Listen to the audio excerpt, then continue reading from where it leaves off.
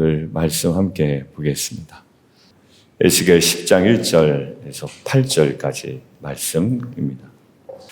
혹시 이런 경험 해보신 적 있으신지 모르겠습니다. 하나님이 정말 내 삶 가운데 계실까? 그러니까 주의 영광의 그 임재를 저희가 사모하잖아요. 정말 그 임재가 내 삶에 있을까? 아침마다 출근하시는 분들이 있습니다. 그리고 하루 종일 일하고 돌아오면 실제로 남자 집사님들 중에는 지금 시간이 조금 줄어들어서 그렇지만 그렇지 않은 경우에는 11시간, 12시간 이제 특별히 나가면 하루 종일 서서 일하셔야 되는 또 직업군에 계신 분들도 있거든요. 그렇게 굉장히 이제 힘든 몸으로 집에 돌아오면 소파에 털썩 주저앉아 버리는 그 평범한 일상 속에 또 자녀도 돌보고 가족들을 챙기느라 정신없는 하루를 보낼 때가 너무나도 많죠. 빨래도 해야 되고 설거지도 해야 되고 장도 봐야 되고 반찬도 만들어야 됩니다. 혹은 또 아무 일도 일어나지 않는 하루일 수도 있습니다. 그런 여러 가지 많은 다양한 인생 또 다양한 일상을 살아가는데 과연 하나님의 영광은 어디에 있을까? 이런 질문을 하게 되는 거예요. 우리는 임재 가운데 거한다고 하는데 하나님의 영광이 어디에 있을까라는 질문이 우리 가운데 보편적으로 드는 생각이에요. 참 신기합니다. 우리가 하나님 인식이라는 게 늘 떠나지 않아요. 한번 하루를 생각해 보세요. 늘 하나님을 생각을 하고 있어요. 그게 좋은 의미든 나쁜 의미든. 그런데 더 중요한 질문이 하나 있다라는 생각이 들었어요. 하나님이 혹시 내 삶에서 조용히 떠나고 있지는 않으신가? 구약적인 표현에 의하면 그렇습니다. 하나님 늘 우리와 함께 계셔요. 그런데 오늘 구약적인 의미에서 우리가 사실 떠나는 것이지만 오늘 표현에 의하면 하나님 내 삶에 점점점 멀어지고 계신 게 아닌가? 라는 질문도 우리가 던져보면 좋겠습니다. 그것이 신학적으로 그 다음에 복음적으로 우리가 떠나는 거지 라고 할지언정 오늘의 어떤 모형을 가지고 우리가 그러한 질문을 던져보면 좋겠다라는 거예요. 하나님이 임재하지 않으시나 라는 것보다 더 중요한 건 그동안 가까이 느껴졌던 하나님이 내가 모를 만큼 하나님에 대해서 무감각해져 있다는 것이 어찌 보면 더 두려울 수 있다라는 겁니다.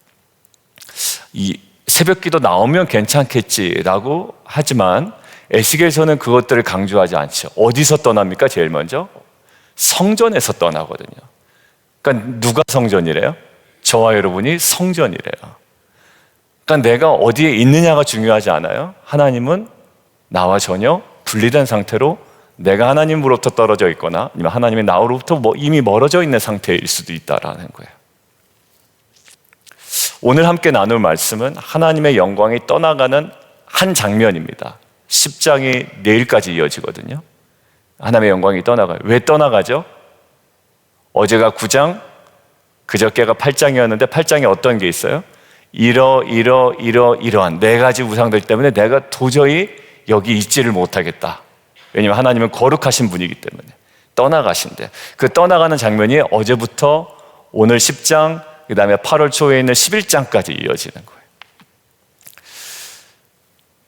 하나님이 우리에게 지금 어떤 마음으로 오늘 10장 초반부를 통해서 다가오시는지 이 말씀을 통해 우리가 다시 깨닫게 되기를 우리가 소망합니다. 첫 번째예요. 우리가 첫 번째 우리가 묵상해 볼 것은 이겁니다. 하나님의 영광은 이거는 분명한 진리인 것 같아요. 하나님의 영광은 죄 가운데 머무르지 않습니다. 하나님의 영광은 죄 가운데 머무르지 않아요. 1절 보면 에스겔은 하늘에 있는 보좌를 보죠. 남보석 같은 것이 있는데 그 위에 보좌의 형상이 있는 것 같더라. 청옥과 같은 보좌예요. 영광의 중심입니다. 이 장면은 에스겔 1장에서 봤던 환상과 자연스럽게 이어지는데요. 하나님의 영광은 항상 무엇과 연결되어 있냐면 거룩함과 연결되어 있습니다. 그러니까 저와 여러분이 죄악과 탐욕과 자기중심성의 죄의 본성 가운데 있다면 하나님의 영광을 감히 누릴 수 없습니다. 하나님의 영광은 언제나 거룩함과 맞닿아 있습니다. 하나님은 명령하시죠. 2절에 보면 세마포 입은 자에게, 가는 배 옷을 입은 자에게 얘기합니다. 너는 그룹 사이 분리 사이로 들어가라.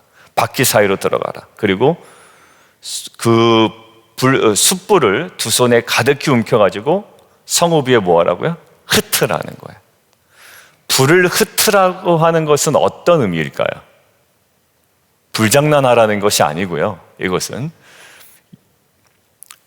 심판의 상징입니다. 더 이상 참지 않겠다, 안 되겠다라는 거예요. 왜일까? 8장에서부터 우리가 알죠? 성전 안에, 성전된 우리 안에 뭐가 있어요? 우상이 가득했기 때문입니다. 거룩한 곳에 무엇이 있기 때문에? 가증한 것이 함께 있었기 때문에.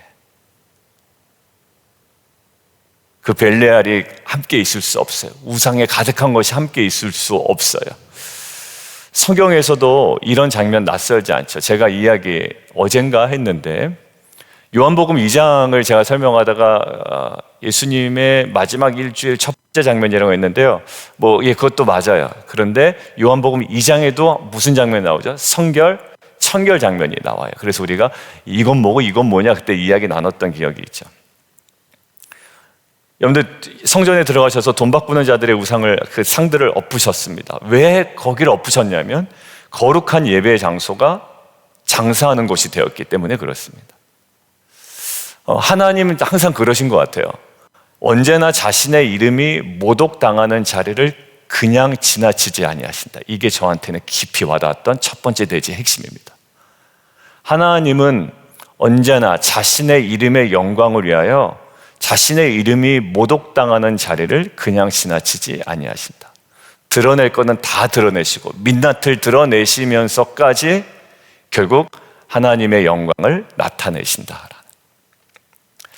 우리는 어떨까요?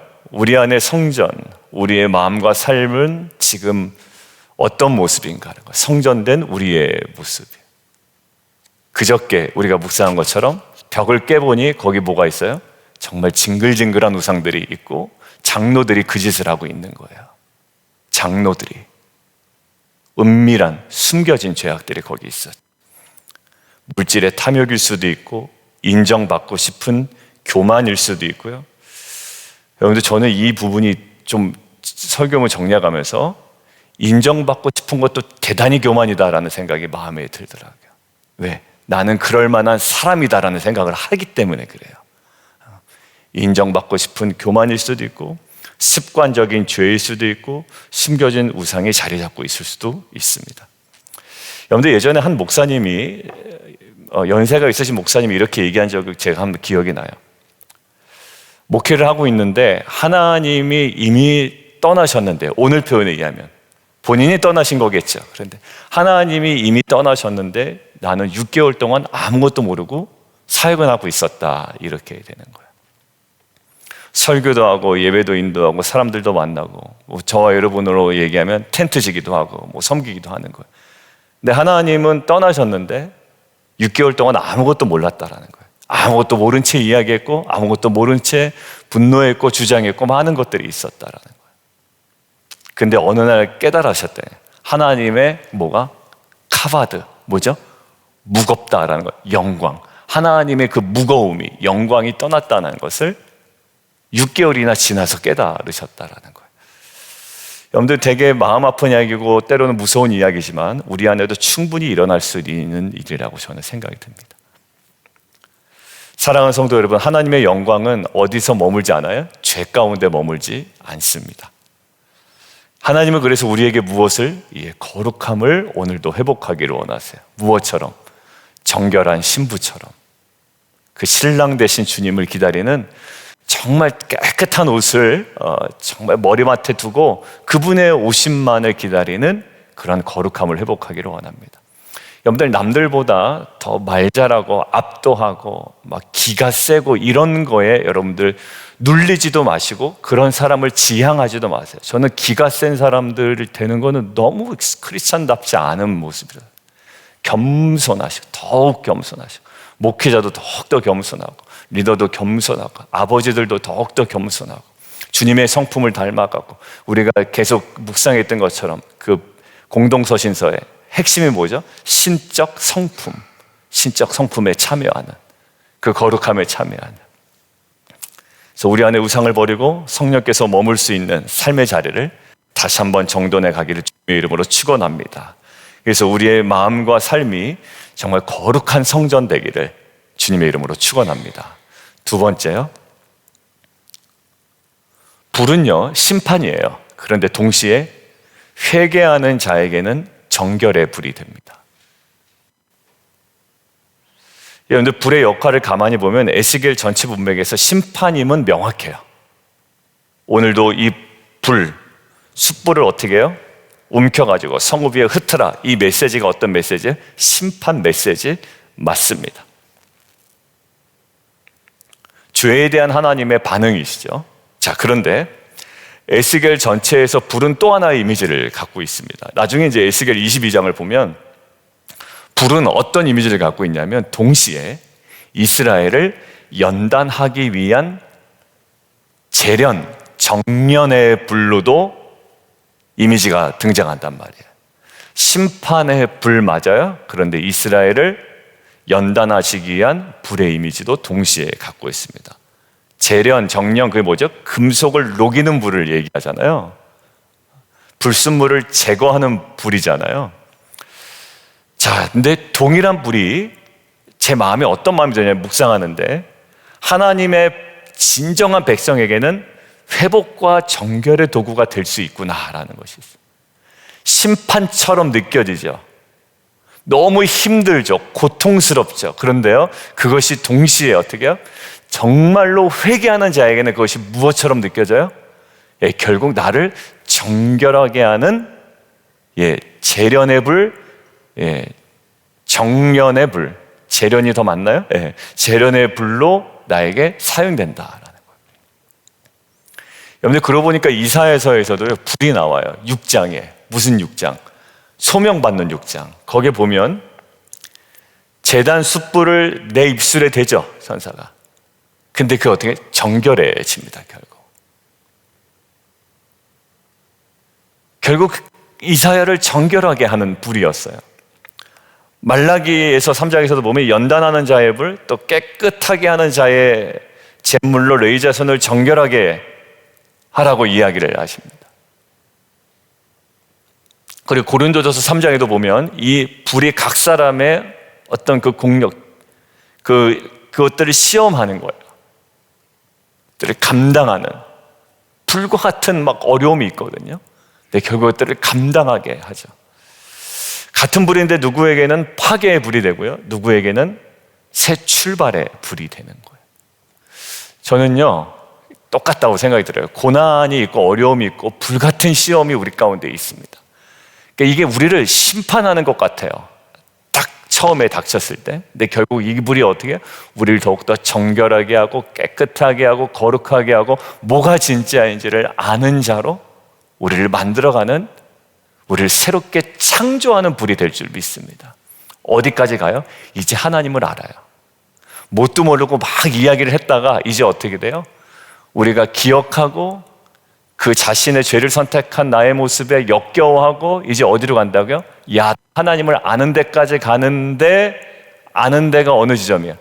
하나님의 주권을 알고 하나님의 성품을 아는 데까지 가니까 어떻게 돼요? 더 이제 겸손하고 정결하고 거룩한 지점까지 가죠. 불이 다른 게 아니라 우리의 반응이 다른 거였습니다. 혹시 고난과 어려움이라는 불 가운데, 아니면 하나님의 주권 속에 있는 불 가운데 계시나요? 더욱더 하나님의 주권 속에 있는 불이라면, 우리들을 깨우치게 하시려는 불이라면 우리는 정신을 바짝 차려야 됩니다. 이게 남들을 향해서 쏟아부을 문제가 아니에요. 지금 주변에 많은 여러 가지 일들과 사건들을 한번 우리가 전을 쓰면서 돌아보잖아요. 사건들, 그죠? 근데 전을 쓸 때 뭐 쓰나요? 사건들. 그리고 반드시 뭘 써야 돼요? 사건에 대한 나의 감정이 있어야 돼요. 없으면 사건으로 끝나요. 근데 그 사건을 통해서 아무 하나님의 음성을 못 듣는 거예요. 그러면 나한테 안 좋은 사건들, 나에게 안 좋은 시선들, 그게 결국 뭐로 남아요? 다 쓴뿌리로 남아요. 왜 나한테 저렇게 얘기했지? 왜 말씀은 나한테 이렇게 들리지? 여러분들 계속 쓴뿌리로 남아요. 여기서 어딜 통과해야 돼? 그 지점을 통과하는 거죠. 여러분들 결국 불이 다르지 않아요? 우리의 반응입니다. 결국 불 속에서도 살 길을 여시는 하나님의 은혜를 누리는 저와 여러분 되기를 주님의 이름으로 축원합니다. 그러나 다가온 불이 심판의 불이 될지 정결의 불이 될지는 내가 어떻게 반응하느냐에 달려 있습니다. 그 불이 나를 새롭게 하는 은혜의 불이 되도록 우리가 간구하는 저와 여러분 되기를 주님의 이름으로 축원합니다. 세 번째가 이제 마무리로 거의 이어지는데, 세 번째는요, 지금은 그 회개의 불이 던져지기 전에, 그다음에 심판의 불이 던져지기 전에 지금은 돌아설 시간입니다. 에스겔을 통해서도 계속 간곡하게 하나님은 우리에게 외쳤어요. 지금 말을 멈추고 네가 제일 먼저 돌아서야 돼라는 거예요. 어제도 뭐였죠? 어디서 울어야 되는 지점을 우리가 봤고, 무엇을 애통해야 되는지를 우리에게 자꾸 알려주시잖아요. 본문은 가장 긴박한 장면으로 돌아갑니다. 6절 보세요. 숯불 든 자가 하나님의 명령을 받아 불을 취하러 들어가죠. 그룹들 사이로 들어가 불을 움켜줍니다. 그리고 7절, 그룹 하나가 그 불을 손에 넘깁니다. 8절, 그 손에는 사람의 손 같은 것이 나타납니다. 여러분, 사람의 손 같은 것이 나타났다. 뭘 의미할까요? 하나님이 주어지는 심판이 인간의 역사 속으로 직접 들어오는 장면이죠. 하늘에서 준비된 불이, 이제 그 심판의 불이 이제 사람을 통해 실제 예루살렘을 향해 실행될 준비가 되었다. 레디되어 있는 거예요. 레디 셋, 이제 고 하면 이제 가는 겁니다. 여러분들, 근데 아직은 소망이 있는 거예요. 불은 들려졌지만 아직 2절에 있는 것처럼 흩트라 하심에 아직 던져지진 않았다는 거죠.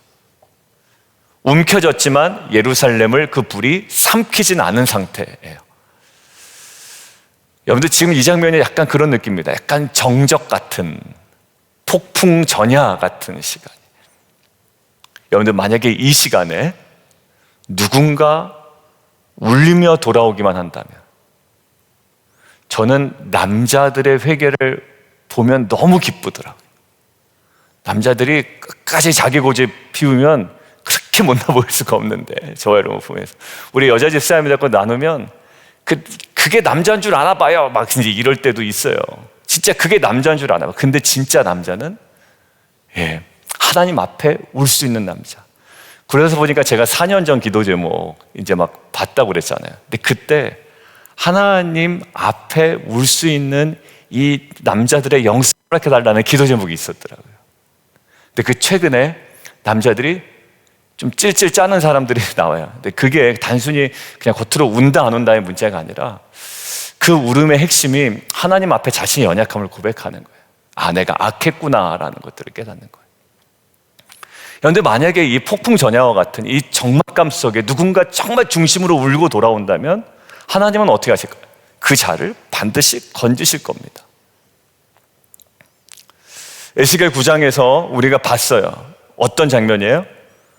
어제 장면이죠. 이마의 표를 누가 받아요? 죄로 인하여 탄식하며 우는 자들이라. 저는 이게 매우 핵심이라고 생각해요. 에스겔서는 하면 할수록 내가 곤두서가지고 에스겔서 본문으로 딴 사람을 지적하는 게 아니라 에스겔서는 계속 표를 받을 수 있는 자로 변화되어 가는 거예요. 이게 문제였구나, 이게 나였구나, 이게 나의 실체였구나라고 하면서 내가 탄식하는 자, 나의 민낯을 보고 어떻게 해요? 역겨워할 수 있는 자. 결국 불이 던져지기 전에 우는 자, 돌이키는 자, 회개하는 자를 이야기합니다. 여러분들, 우리는 항상 아직 시간이 있다라고 생각이 듭니다. 그러니까 자녀에 대한 것도 나중에 할게, 자녀를 독려하는 것도 그렇고, 나를 채찍질하는 것도 그래요. 그냥 겸사겸사, 그냥 내가 정해놓은 내 스케줄대로 그냥 합니다. 근데 시간이 그렇게 많지 않아요, 사실. 누구에게 물어보더라고요. 목사님 뭐 언제는 좀 쉬시고 언제는 뭐 하고 뭐 월요일 날 새벽 기도는 좀 안 하고 뭐 이 얘기를 하는데요. 가만히 생각해 보니까 정말 그래야 될까 이제 고민을 해본 거예요, 저도. 왜냐면 제가 주일날 딱 하고 집에 들어가면 이제 집에서 하는 말이 좀 몇 마디 있거든요. 아, 내일 새벽 기도 없으면 진짜 좋겠지? 나 혼자 막 그래, 그러면. 성도님한테 보내라는 거예요. 그래서 아, 그건 또 안 될 것 같아. 뭐 이러는. 여러분들 계속 시간이 조금 있는 것 같고 괜찮을 것 같아요. 그런데 오늘 말씀하면서 조금 더 바쁘고 조금 더 쉬고 조금 더 지나면 하나님 앞에서 그냥 뭔가 괜찮아질 것 같은데 그렇지가 않아요. 여러분의 결단이 중요합니다. 매일매일 하나님의 은혜는 하루살이라고 그랬잖아요. 오늘의 은혜 붙잡는 거, 내일은 내일 은혜 붙잡는 거예요. 에스겔 10장은 우리에게 무엇을 얘기합니까? 손에 불 들렸다라는 거예요. 심판 준비됐다, ready. 결국 그 말은 이게 마지막 기회다라는 거예요. 저는 이 마지막 기회다라는 게 좀 제 마음에 왔어요. 마지막 기회다. 저를 향한 것이든 그 누구를 향한 것이든 이제 마지막 기회다. 아니면 이제 뭐 딱 새로운 하나님의 시대. 왜냐하면 재편을 이야기하셨잖아요. 계속 새로운 시기를 여신다고 그러더라고요. 어떤 사람이 얘기합니다. 교회는 사랑으로 덮어야 되니까, 하나님은 사랑이 되니까 아무 일도 안 일어날 거야, 괜찮을 거야, 그냥 이대로 갈 거야. 근데요, 하나님의 사랑은 죄를 덮어두는 무관심은 아니다라는 것을 계속 제 마음에 두십니다. 하나님의 사랑은 회개하라고 기다리는 인내일 뿐이지, 하나님은 뭐 회개 안 해도 그냥 듬성듬성 그냥 퉁치고 넘어가신 분이야. 왜냐하면 그런 뭐가 문제? 공의의 치명적인 손상이 가해지거든요. 그것이 공동체를 향한 것이든 저를 향한 것이든 마지막 기회다라는 것들을 이야기하십니다. 사랑하는 성도들, 오늘이 기회입니다. 불이 던져지기 전에 울어야 됩니다. 그리고 우리가 탄식해야 됩니다. 그리고 스스로에 대해서 역겨워야 됩니다. 근데 이거는 은혜가 필요해요. 그냥 억지로 되는 건 아니더라고요. 정말 그 성령 안에 머물러 있을 때 성령께서 자기 마음을 만지시는 거예요. 그리고 그렇게 제가 한번 말씀드렸죠. 구토 증세가 좀 나왔다고요. 어느 영상을 보다가. 근데 그것은 참 중요한 사건이었어요. 그것을 보고 구토 증세가 났다는 것은 보지 말라는 것이 아니야. 단순하게 얘기하면 그거 보지 마라. 제가 금요일에 말씀드렸죠. 그 구토 증세에 대해서. 하나님께 무릎 꿇을 시간입니다. 지금은 주장하고 외치고 막 그럴 때가 아니라 무릎 꿇을 때예요.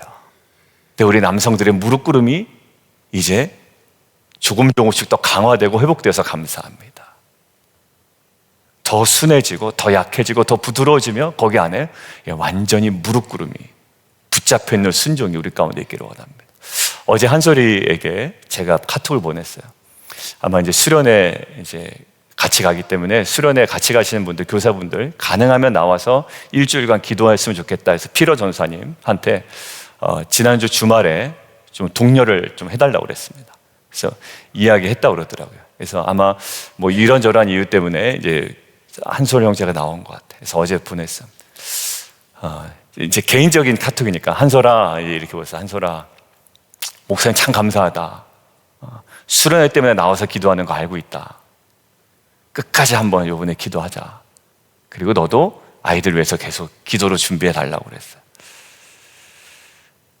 뭘까요? 하나님이 누구신지를 아는 자죠. 그리고 그 은혜를 구하는 자예요.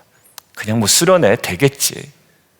뭐 갔다 오면 맨날 똑같던데. 아니요, 이번에 우리가 작정하는 거예요. 이번에 여름 수련회 우리 르네도 아마 뭐 르네 첫 번째 이번에 수련회잖아요, 그죠? 네, 그래서 아마 선미 집사님도 와서 기도하고 작정하고 또 르네도 나와서 함께 하고 있는 걸로 알고 있어요. 뭐냐면 지금 마치 마지막 리트릿인 것처럼 우리가 기도하는 거예요. 우리 교회 이렇게 기도한 적 없어요. 단기 선교 때도 그랬고요, 여름 캠프 때도 그랬어요. 근데 여름 캠프 때 정말 하나님께서 많은 은혜를 주셨어요. 뭐 영상으로 간접적으로 보셨지만 실제 많은 은혜들이 있었습니다. 여러분들, 우리가 무릎을 꿇는다면 불은 심판이 아니라 하나님을 아는 자만의 영광의 통로가 될 줄 믿습니다. 여러분들, 결론 잠깐만 맺고 우리가 기도하죠. 그분의 영광이 떠난 성전은요, 껍데기일 뿐이에요. 아무리 웃고 아무리 밝아도 소용없어요. 하나님의 영광이 떠난 건 아무것도 없어요. 교회도 하나님의 영광이 떠나면 아무리 건물이 화려하고 뭐 사람들이 많아도 소용없다라는 마음을 딱 주시는 거예요. 우리 약간 조금 요즘에 기분 좋잖아요. 왜? 성도님들이 조금 계속 세가족들 많이 와서. 근데 제 마음이 어떠면 하나님의 영광 떠나면 아무것도 안 된다. 왜? 성전에서부터 떠나기 시작했거든요. 더 조심하고 더 겸비하고 부안해동하지 말고 하나님의 그 거룩을 쫓아가는 공동체가 되기를 원하시는 것 같았습니다. 지금 돌아올 때입니다. 영광이 머물기를 원한다면 거룩이고요. 그 시작은 회개입니다. 함께 기도하겠습니다. 오늘 에스겔 10장 말씀은요, 불이 던져지기 직전의 정적 같은 시간이에요. 다 준비됐어요. 근데 곧 직전입니다. 그 직전에 마치 우리에게 이렇게 물으시는 것 같아요. 내가 너의 삶 가운데 여전히 머물 수 있다고 생각하느냐라는 거예요. 두 번째, 너의 예배당, 너의 마음, 너의 가정, 내 영광이 거할 수 있는 거룩한 자리냐. 이 거룩함에 대한 질문을 계속 물어요. 카바드라는 것이. 이 시간 우리 모두가 하나님의 불의 심판이 아니라, 하나님의 불이 심판이 아니라 정결의 불이 되기를 소망하며 기도했으면 좋겠습니다. 하나님, 나를 끝장내는 불이 아니라 나를 더욱더 이 모든 사건들을 통하여 정결하게 하는 불이 되게 하여 주옵소서. 하나님, 죄를 품고 계속 무뎌진 우리의 마음을 태워주시고 거룩함을 회복하게 하여 주옵소서. 우리 다 함께 주님 이름 한번 부르고 기도합니다.